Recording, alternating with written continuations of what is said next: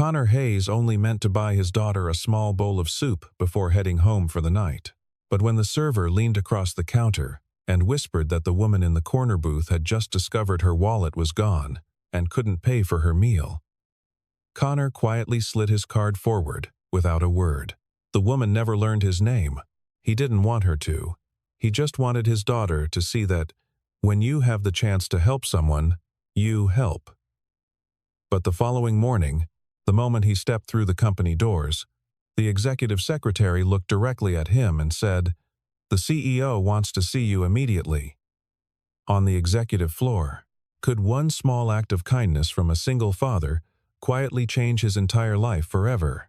The city didn't offer warmth in December. It offered cold pavement, gray skies, and the kind of silence that pressed down on a person when they had been carrying too much for too long. Connor Hayes knew that silence well. He was 29 years old, built wide through the shoulders, with dark brown hair cut short and a jaw that never quite got around to being fully shaved. Not because he was careless, because there was never enough time. There was always a shift to finish, a school pickup to make, a broken pipe under the sink to fix before Ella woke up in the morning. He worked as a systems maintenance technician for Whitmore Logistics, one of the largest freight and distribution companies in the region. It wasn't glamorous work. He spent most of his shifts in a narrow maintenance bay, running diagnostics on routing software and tracking hardware failures before they cascaded into something nobody could ignore. He was good at it, better than anyone gave him credit for. But in a company the size of Whitmore, good didn't always get noticed. Quiet rarely got promoted. Connor had a reputation among the floor staff as someone who showed up, did the work, and left. No office politics. No jostling for position. The younger technicians who had just finished their certifications treated him with the casual condescension that sometimes came with inexperience, the kind of people who noticed his worn work jacket and his scuffed boots and decided that was enough to know everything about him. He never corrected them. He wore a plain gray-blue work shirt tucked into dark slacks most days, the same practical jacket he had owned for 3 years, and steel-toed boots that had seen better times. None of it bothered him. He had a daughter to feed and a lease to keep, and as long as those two things stayed intact, what he wore to work was the last thing on his mind. His daughter was named Ella. She was 6 years old, with light brown hair that always looked slightly tousled and a way of looking at people that was too wise for her age. She carried a worn, stuffed rabbit named Cotton wherever she went, a small cream-colored thing that had been washed so many times its fur had gone permanently flat. Ella treated it like it was still brand new. Connor picked her up from afternoon care 3 days a week. On the other 2 days, his neighbor, a retired woman named Ruth, watched Ella for a few hours. He paid Ruth in cash and homemade dinners when he had the energy to cook, which was not always. On this particular Tuesday evening, Connor had finished a double shift. His joints ached. His eyes had the flat, slightly glazed quality of a man who had been staring at diagnostic screens for 11 hours straight. But when he walked into Ella's classroom and she ran toward him with both arms out, something in his chest reset. "Daddy, are you tired today?" she asked. He crouched down to her level, the way he always did, and smiled. "Not as tired as you're hungry," she laughed.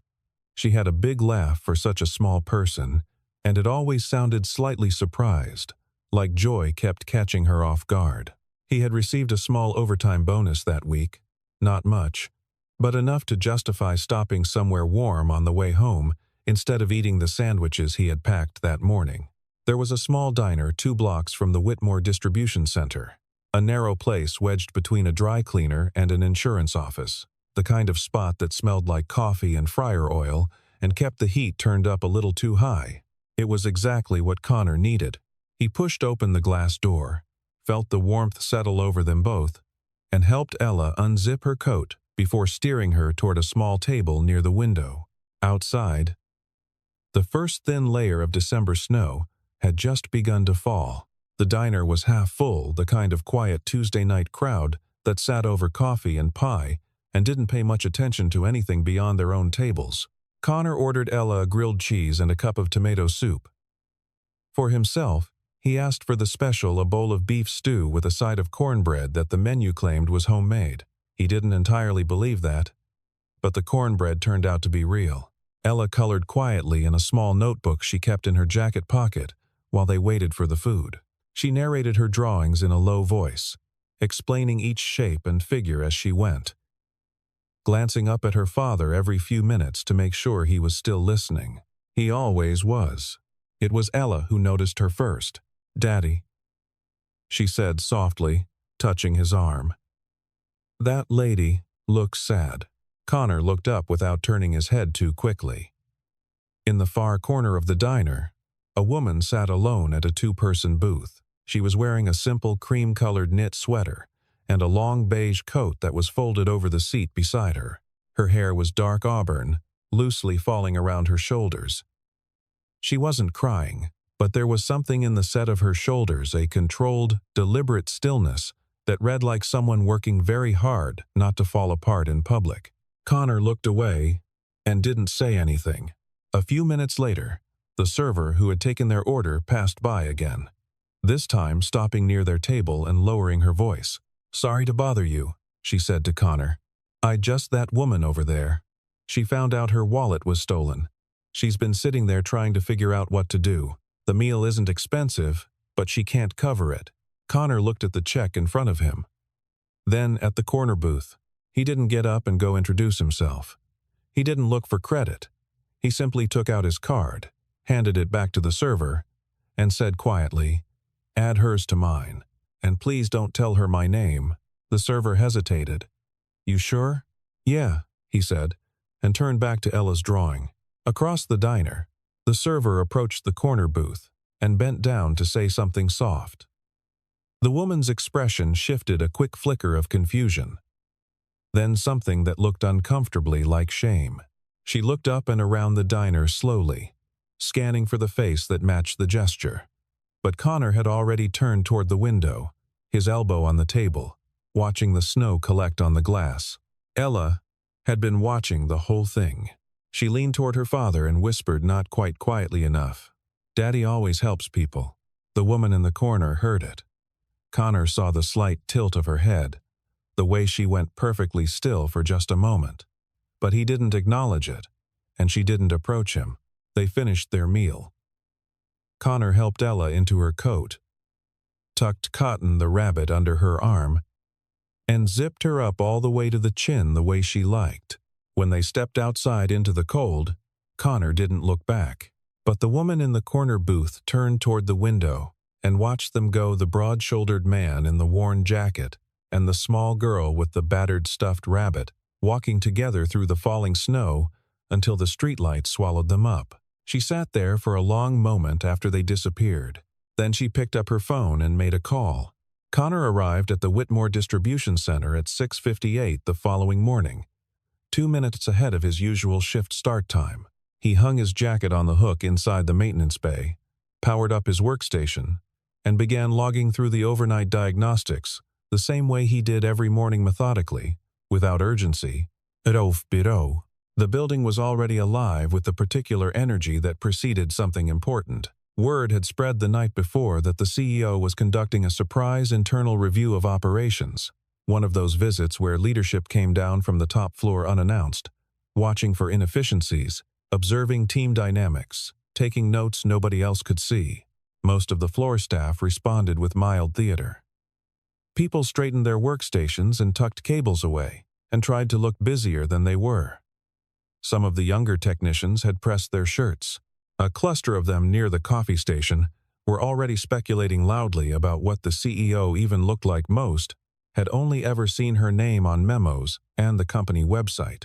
One of the guys, Marcus, 23, with the uncomplicated confidence that came from never having had to worry very much, looked over at Connor and grinned. "What do you think, Hayes? You think the big boss is gonna come shake your hand?" A few of them laughed. Not meanly exactly, but not gently either. The joke was clear. Someone like Connor, in a maintenance role, at his pay grade, in his worn-out boots, he was not who this visit was about. Connor looked up from his screen long enough to say nothing, then looked back down.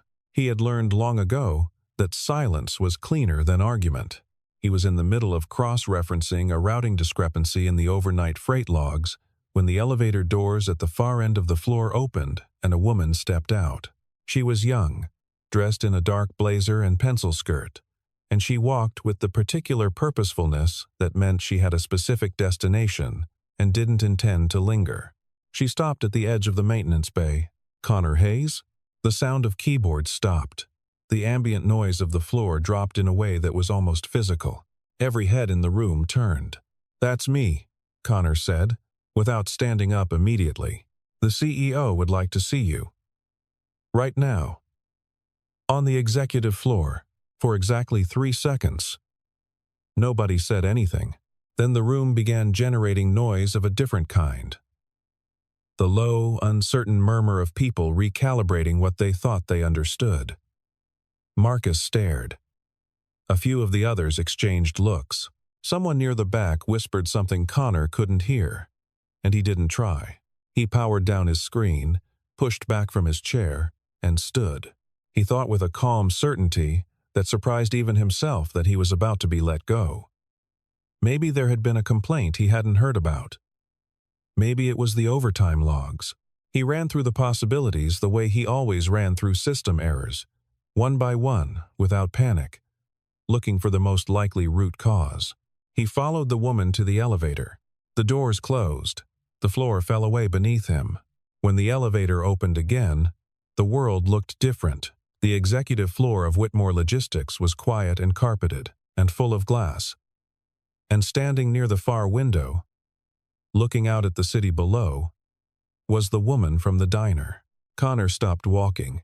The recognition landed in his chest before his mind had fully processed it. The shape of her. The fall of her dark auburn hair. The particular stillness she carried even now, in a setting entirely different from the dim corner booth where he had last seen her. She was dressed differently this morning. A black fitted dress, a tailored white blazer, heels that made almost no sound on the polished floor. She looked, in this light, like someone who had never been uncertain about anything in her life. But he knew that wasn't true. She turned before he reached her, and for a moment, they simply looked at each other. "You were at the diner last night," she said. It wasn't a question. Connor nodded once. "Yeah, you paid for my meal. It wasn't a big deal," he said. She tilted her head slightly. "You asked the server not to tell me your name. I didn't need you to know it." Grace Whitmore held his gaze for a moment longer than most people held his gaze. She had the kind of eyes that seemed to be doing two things at once, taking in exactly what was in front of her, while also evaluating something just behind it. "Sit down," she said. It wasn't sharp or commanding, just direct. He sat. She stood near the window, hands loosely at her sides.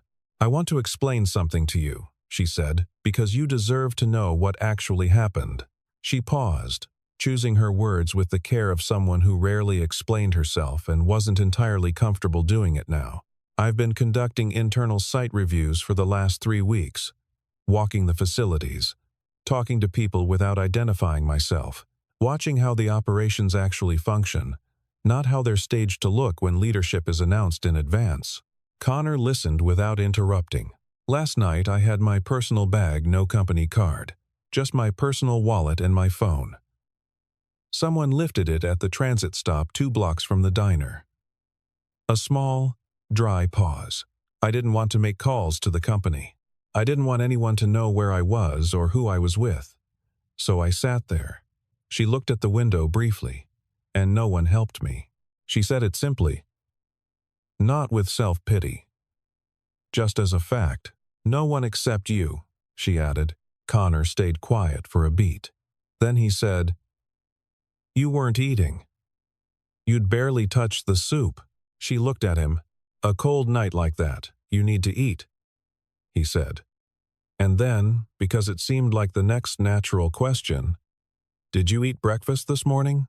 Something shifted in her expression, a very small thing, barely visible, like a door moved slightly on its hinge. She blinked once. "I had coffee," she said. Connor nodded. He didn't push it further. He wasn't trying to score a point.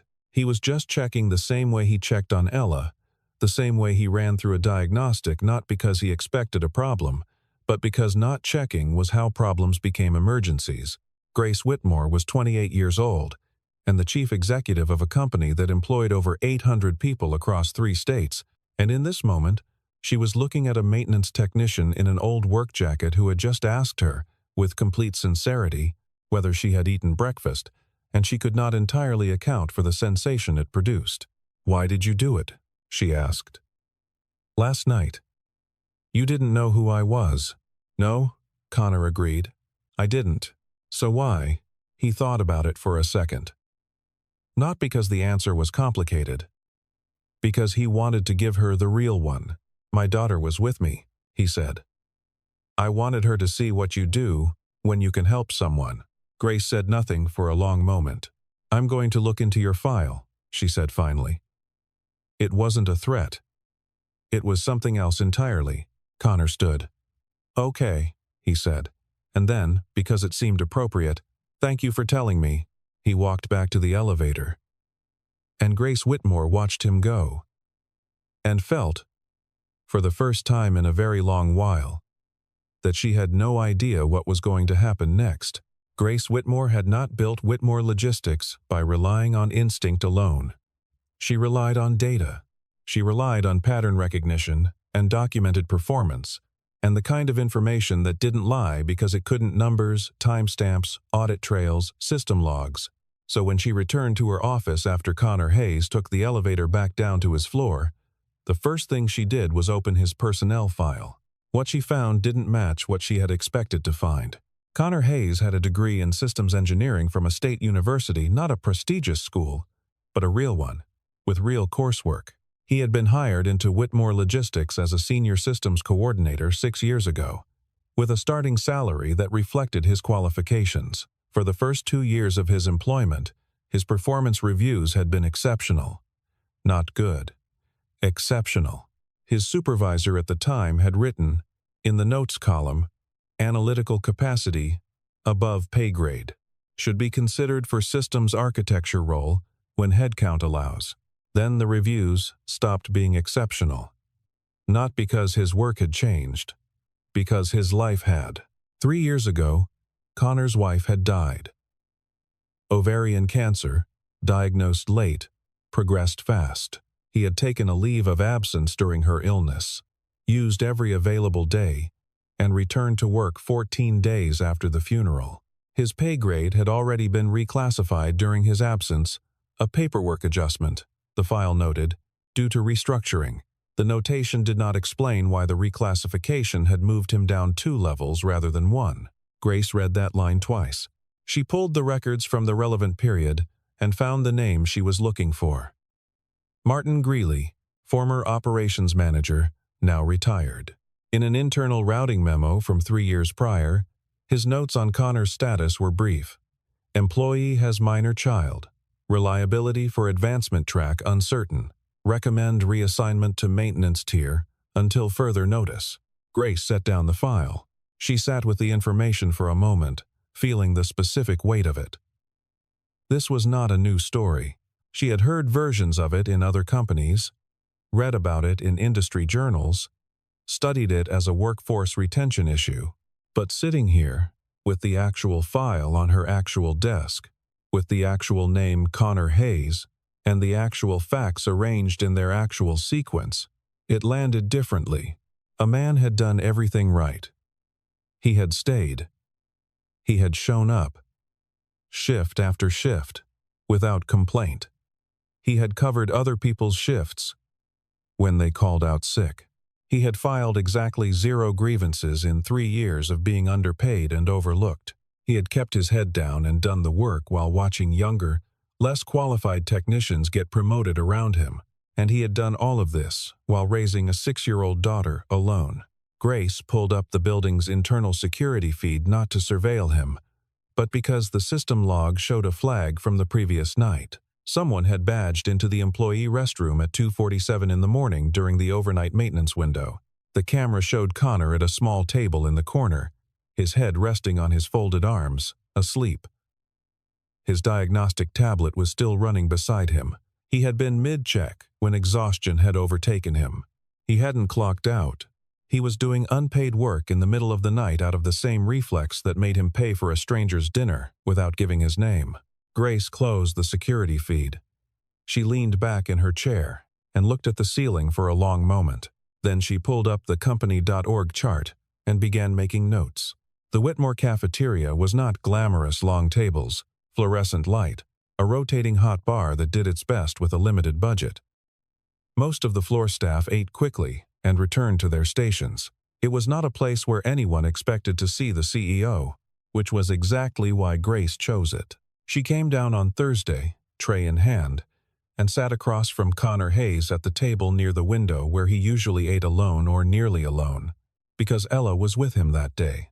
The girl was perched in the chair beside her father, working through a grilled cheese Connor had brought from home in foil, chatting to Cotton the rabbit in a low, serious voice, as if the rabbit had opinions that needed to be heard. The effect of Grace's arrival on the cafeteria was immediate and visible. Conversations dropped. Heads turned. A small cluster of technicians near the vending machines went completely still. Connor looked up when Grace sat down. He didn't look alarmed. He looked like a man doing a quiet calculation. "Mind if I eat here?"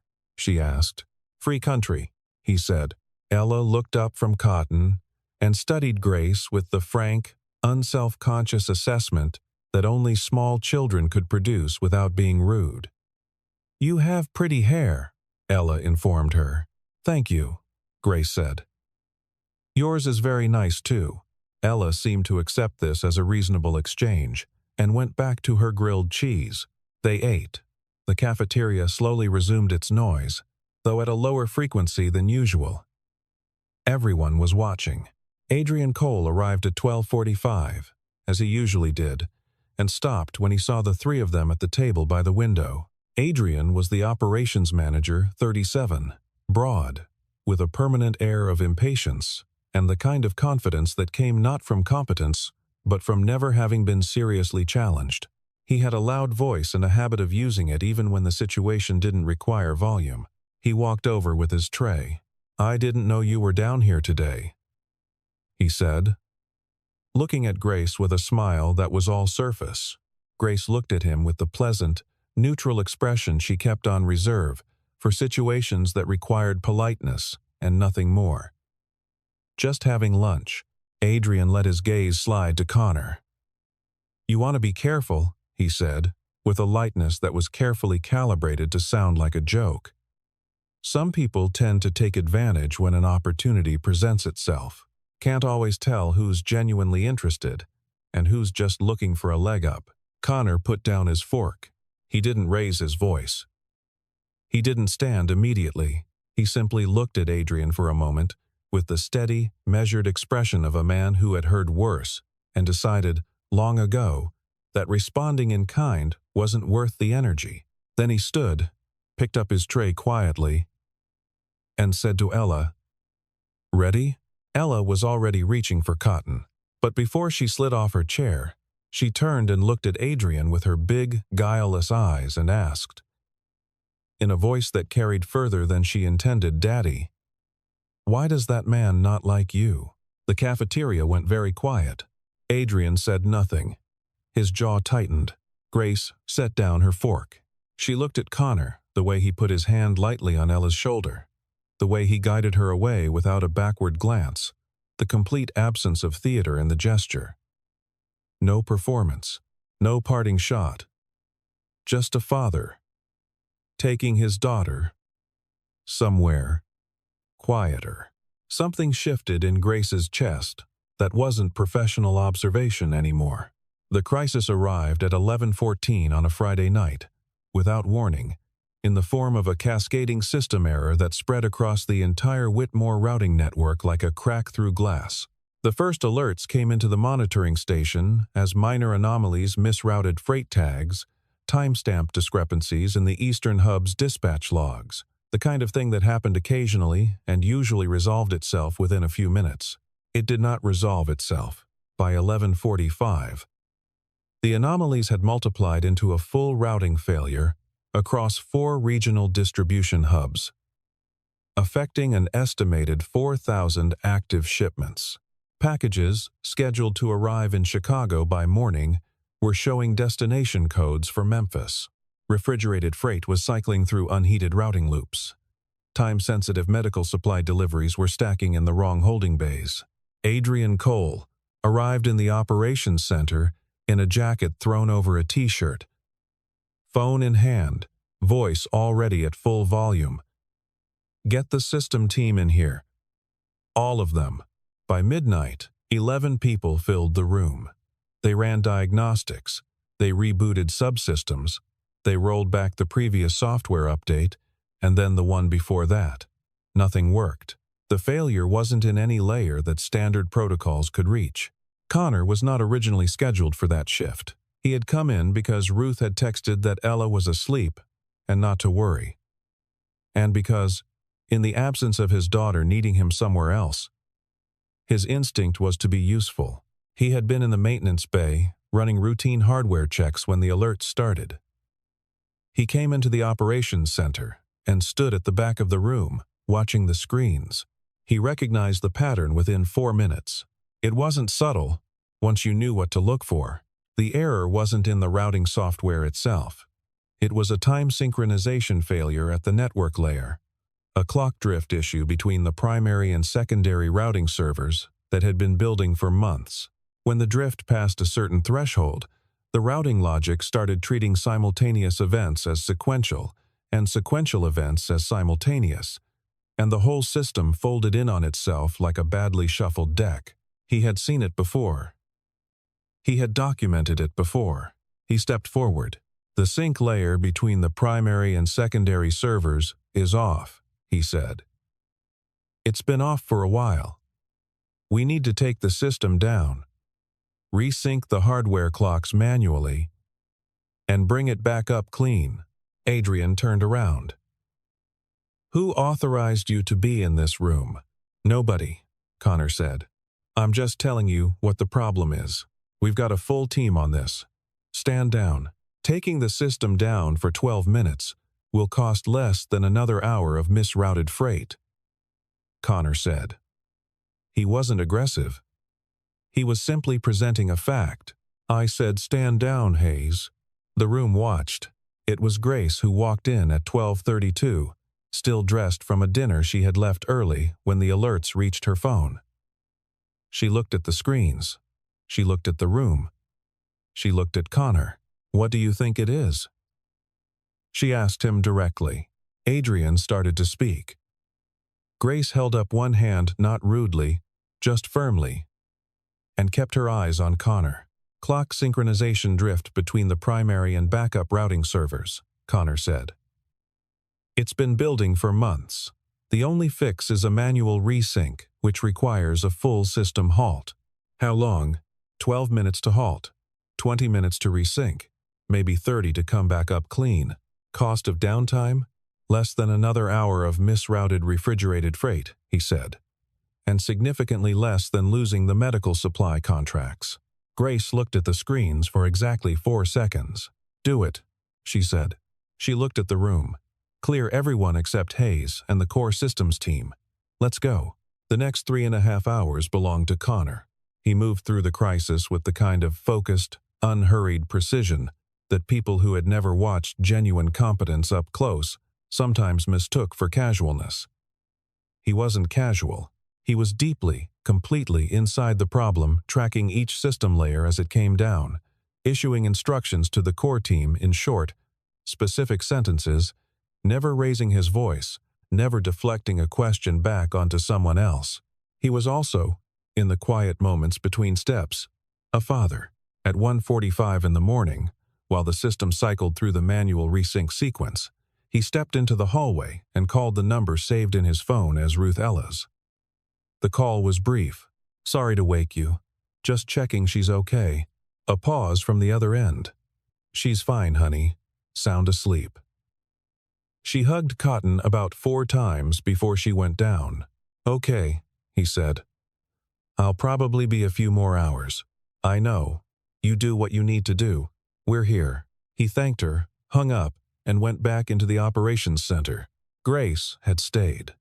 She sat in the corner with a coffee that had gone cold, watching the room the way she always watched a room, with full attention, missing nothing. She watched Connor manage the team.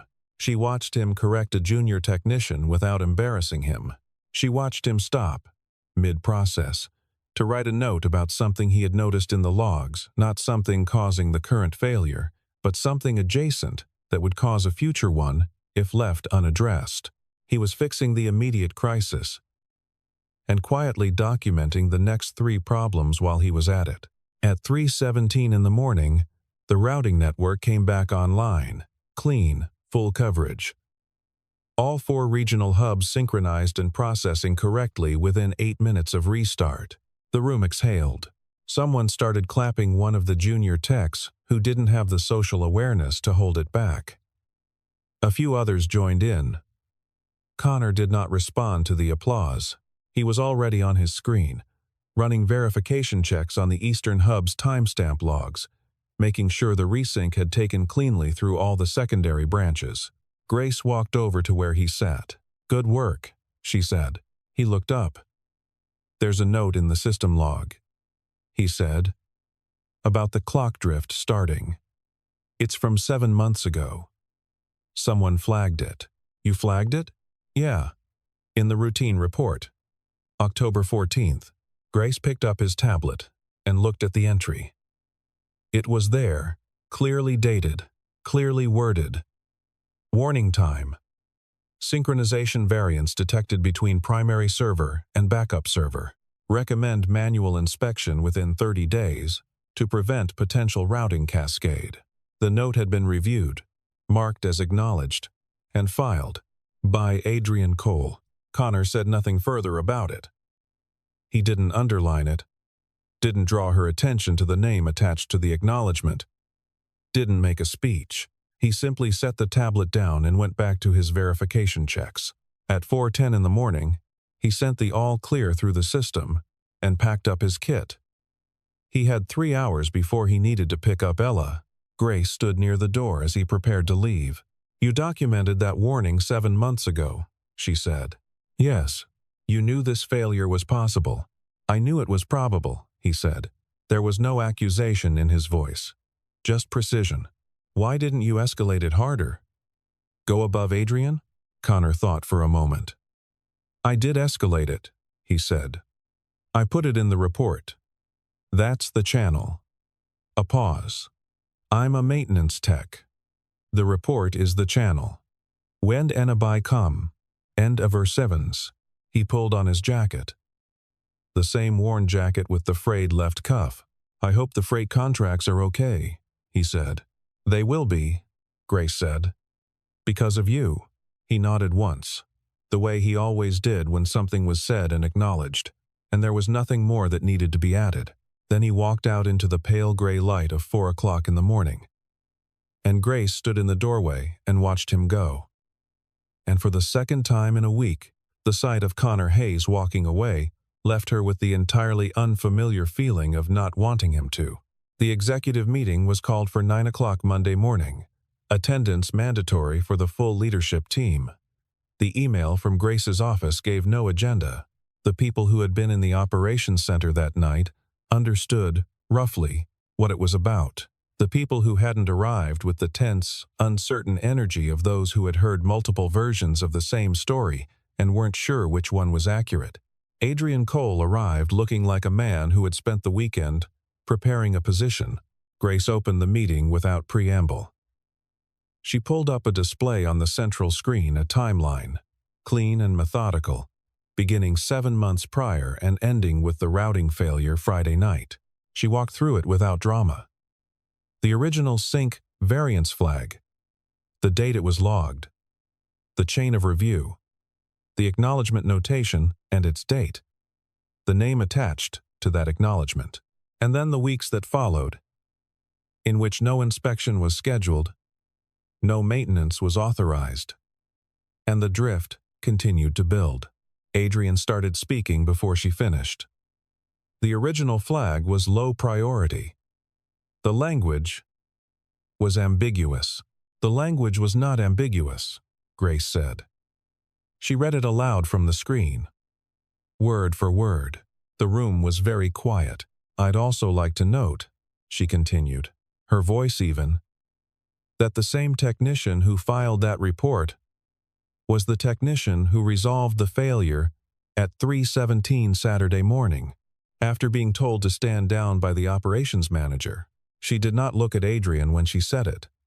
She looked at the room, a failure that could have cost us our medical supply contracts, our temperature-sensitive freight partners, and somewhere in the range of several $100 million in long-term client relationships. No one spoke.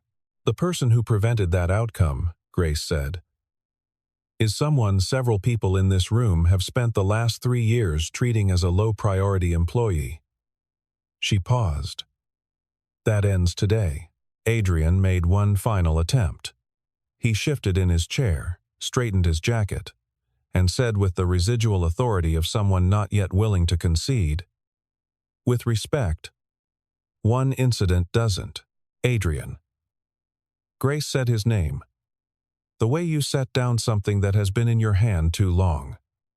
You are suspended pending a full review of your management decisions over the last 18 months. HR will be in contact this afternoon." He didn't argue. He looked at the table. Later, after the room had emptied, Grace asked Connor to stay behind. He had sat at the back of the room through the whole meeting without taking up more space than he needed, without performing discomfort or strategic humility, just present and attentive. She thanked him. Formally, in front of the 2 remaining executives who lingered near the door, she named what he had done and what it had prevented, and she said so clearly, without qualification. Connor listened to all of it. He didn't deflect excessively. He nodded when it was appropriate to nod. When she finished, he said, "I just did the work." One of the executives near the door let out a short, genuine laugh, not at Connor, but at the absolute directness of it, at the complete absence of pretense. Grace looked at him for a moment. "Yes," she said. "You did." She watched the small, quiet movement at the corner of his mouth. Not triumph, not satisfaction. Just the clean, simple thing that happens in a person's face when they have told the truth and been heard. She thought, "I want to know more about this man. Not professionally, just more." She asked him to come to her office that afternoon. Not the open executive floor with its glass walls and ambient staff movement. The actual inner office. The one with the door that closed and the city view and the photographs she kept turned slightly toward the wall so visitors couldn't study them too closely. Connor came in and sat down across from her desk, and she came around to the near side and leaned against it, because the desk between them felt like the wrong geometry for what she wanted to say. She told him she was creating a new position. Director of Systems Operations, reporting directly to her. Oversight of all technical infrastructure across the 3 regional hubs, with the authority to flag and escalate maintenance concerns to executive level without requiring an intermediary chain. She named a salary clearly more than triple what he was currently earning. Full health and dental, a tuition benefit that would cover Ella's schooling through her undergraduate degree. Connor listened without expression. When she finished, the silence was long enough that a lesser person might have filled it with more selling points. Grace waited. Finally, he spoke. "If I take this job," he said slowly, "can I still be a good father?" She had not expected that question. Not the words of it, not the timing, not the complete earnestness behind it. She had had people negotiate her offers before she had had people counter for equity, for title seniority, for corner offices, for relocation packages. She had never had someone sit across from her and ask whether they would still be able to be a good parent. "That depends on what you need," she said carefully. "I need to pick Ella up from school on Tuesdays and Thursdays," he said. "I need to be home for dinner most nights. I need to be the person she calls when she's scared." He paused. "The work I can manage. I've been doing that for 3 years, without the right tools or the right authority. Give me the tools and I'll deliver. but I can't give her up to give you that. Grace nodded slowly. We can structure the role around your schedule, she said. That's not a concession. That's what it should have looked like for the last 3 years. He looked at her for a long moment. You really believe that? I do now, she said, and it cost her something to say it honestly. They were both quiet for a moment. Can I ask you something? He said. Yes. What made you do it? The incognito visits. Walking the floors like a regular person. He tilted his head slightly. Most people in your position don't. Grace glanced at the photographs she kept turned toward the wall. I grew up in a house where money was never the problem, she said. But the people who were supposed to love me were always somewhere else. Meetings, trips, events that seemed to matter more than dinner. She paused. I built this company because I wanted to prove I could. And then one day, I realized I had no idea what was actually happening inside it. She looked at Connor. So I went to look. And got your wallet stolen, he said, without any meanness. She laughed, a real one, short and slightly surprised. And got my wallet stolen. He smiled. A small, genuine thing. Money doesn't make children feel safe, he said quietly. People do. Grace looked at him for a long moment. I'm going to take the job, he said. If the schedule works, it will work, she said. He stood and extended his hand, and she shook it, a firm, real handshake, the kind that means something. At the door, he paused. You should eat more than coffee in the mornings, he said. Grace Whitmore, CEO of Whitmore Logistics, smiled, a real one, slow and unguarded, the kind she almost never gave in this building. Noted, she said. 1 week later, on a Tuesday evening, Connor and Ella returned to the diner. It was the same time of night, the same cold outside, and something in the pale December sky promised more snow before morning. Ella had cotton tucked under her arm and wore her yellow cardigan under her coat, and was already talking about grilled cheese before they reached the door. Connor pulled the door open and felt the warmth settle over them. Grace was already there. She was sitting in the same corner booth where he had first seen her, not behind a desk, not on an executive floor, just a booth in a diner, in a simple gray sweater with her hair loose around her shoulders, and her hands wrapped around a cup of coffee that was probably still hot this time. Ella saw her before Connor could say anything. It's the pretty lady from the office, Ella announced, and before Connor could respond, she had already walked ahead and was climbing up into the seat across from Grace, as though the invitation were obvious and had already been extended. Grace looked up at Connor with an expression that was uncertain in a way that suited her far better than her professional certainty did. I hope this is okay, she said. Connor slid into the booth beside Ella. It's okay, he said. They ordered. Ella got her grilled cheese. Connor got the beef stew again, and Grace ordered the chicken pot pie, which she said she hadn't eaten since she was approximately Ella's age. Ella found this implausible, and said so with great conviction. And Grace explained, with complete seriousness, that being a CEO involved a remarkable number of dinners where there was no chicken pot pie. Ella nodded, as though this explained a great deal about adults in general. The conversation that followed was almost entirely ordinary. They didn't talk about the system failure. They didn't talk about the new role, or Adrian Cole, or any of the machinery of the week that had just passed. Ella described at length the specific personality of Cotton the rabbit, including Cotton's dietary preferences and documented fear of car washes. Grace asked questions with genuine interest, and Ella rewarded her with increasingly elaborate detail about Cotton's interior life and emotional range. Connor watched them. He ate his stew. He was quiet in the way he was always quiet, not because he had nothing to say, but because some moments were better listened to than spoken over. At some point, in a lull while Ella was coloring on the paper placemat the server had brought her, Grace turned to Connor and asked the question quietly, as though she had been holding it for a while. Why did you help me that night? You really didn't know who I was. It wasn't going to benefit you in any way. He looked at the table for a moment, then at Ella, who was pressing her crayon very deliberately into the corner of a drawing that appeared to involve a rabbit in a spaceship. "Because I want her to grow up in a world where good people still do good things," he said. "Not because they'll be rewarded for it. Not because anyone is watching. Just because it's what you do." He looked up at Grace. "My wife used to say that kindness is the only thing that doesn't lose value over time. The more you spend it, the more there is." Grace looked at him for a long moment.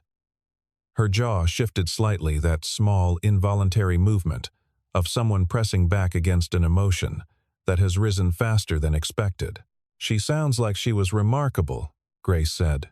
"She was," Connor said simply.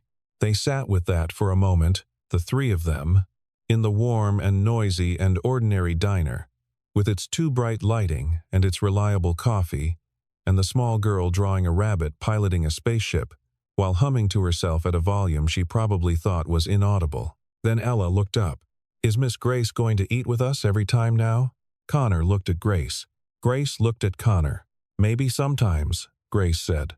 Ella appeared to consider this with the decisive gravity of a 6-year-old who had made up her mind. "Good," she said. "Cotton likes you." Connor smiled. A real one, the kind that settled into his whole face and stayed there, unhurried, without qualification. It was the smile of a man who had spent 3 years bracing against the weight of things, and was only now, slowly, beginning to believe that the weight might ease.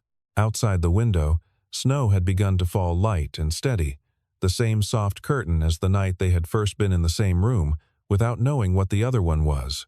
But when Connor zipped Ella's coat at the end of the meal and stepped out into the cold, he did not step out alone.